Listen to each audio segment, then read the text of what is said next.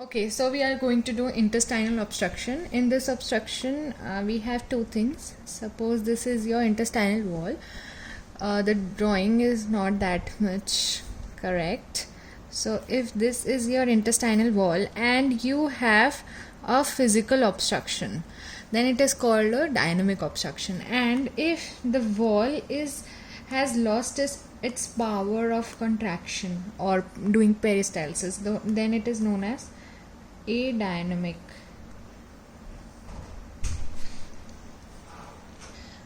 Okay, so this was adynamic, and this one is this which I told you is adynamic, and which has physical obstruction is dynamic.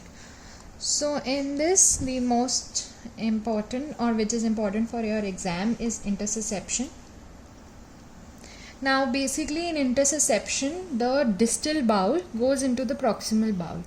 So if this is your bowel and the distal part of the bowel goes into the proximal bowel.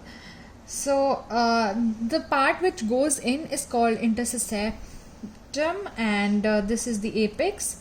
This is the narrowest part, which is the neck, and it is the proximal bowel is intussusception.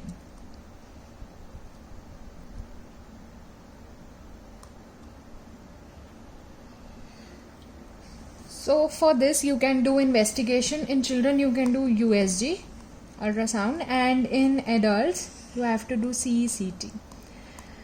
Now the enema here is therapeutic, and usually there can be perforation, so you don't have to use a barium enema or any enema which is not water soluble. Now on the ultrasound you will get this sign. Now if you will fill this with the dye, which is enema, and like a ball, it will get back into its normal position as it occurs in if you sometimes you inflate a ball.